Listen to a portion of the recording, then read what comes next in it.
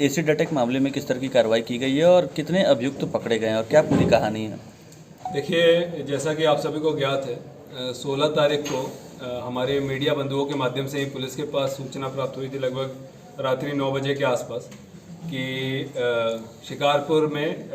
गांव में किसी युवती के ऊपर एसिड फेंकने का प्रयास किया गया है। इसमें मीडिया से प्राप्त सूचना के आधार पर जब पुलिस द्वारा गहनता से जांच की गई तो इस प्रकार की जानकारी प्राप्त हुई कि एक युवती अपनी माता के साथ जब उसका इलाज कराकर लौट रहे थे अपने गांव के लिए, तब किसी घात लगाए युवक जो कि स्कूटी पर आया था उसने उसके ऊपर तेजाब फेंकने का इस प्रकार से प्रयास किया है और वो इलाज हेतु गोरखपुर के एक अस्पताल में भर्ती है। परिजनों से प्राप्त तहरीर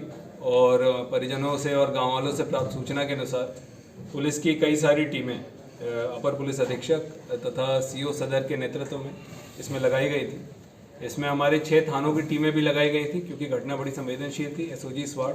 फील्ड यूनिट, इन सभी को इस कार्य में लगाया गया था और सभी टीमों के प्रयास से आज हम इसका अनावरण कर रहे हैं। इसमें 2 अभियुक्तों के संलिप्तता की बात निकल कर आई है अभी तक की जांच में, जिसका हमें काफ़ी इलेक्ट्रॉनिक और अन्य साक्ष्य हमें प्राप्त हुए हैं, जिसमें इनके सीसीटीवी फुटेज और इनके द्वारा घटना में प्रयोग किए जाने वाले हेलमेट, एक्टिवा गाड़ी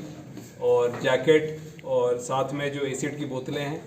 और जो दस्ताने जिनका प्रयोग किया गया था वह सारा कुछ बरामद किया गया है। और इनसे पूछताछ में फिर बाकी बातें ये निकल कर आई हैं कि इसमें जो मुख्य अभियुक्त अनिल कुमार वर्मा है वह चाहता था कि युवती जो है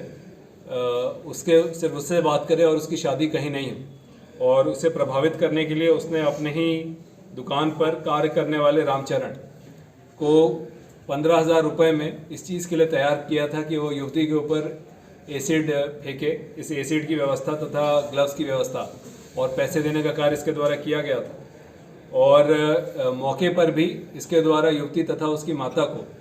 पहुंचाया गया था, जिसके पूरे साक्ष्य हमें मिले हैं। और युवती और उनकी माता जब अपने घर की तरफ बढ़ रही थी तब रामचरण को इसने इंडिकेशन दे दिया था, जिसके आधार पर रामचरण ने इस पूरे कृत्य को किया था और रामचरण फिर मौके से भाग निकला था।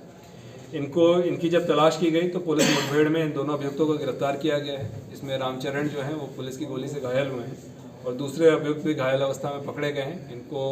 उपचार कराने के पश्चात आज इनका रिमांड लेने की कार्रवाई की जा रही है।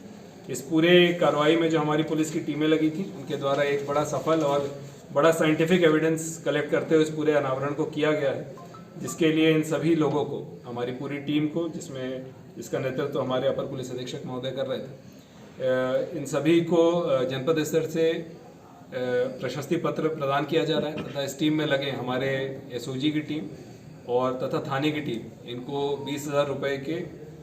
नगद पुरस्कार से भी सम्मानित किया जाए। सर, आरोपी के पास से एसिड कहाँ से आया था सर? अभी तक की प्राथमिक पूछताछ में जो बातें निकल कर आई हैं कि बैटरी में भरने वाला एसिड जो है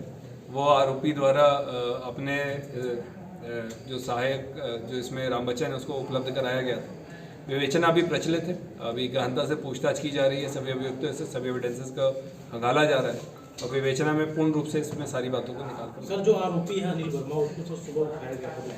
तो फिर गोली से रात में मारने का। अभी इसके बारे में सारी जानकारी जो है प्राप्त करते हुए आपको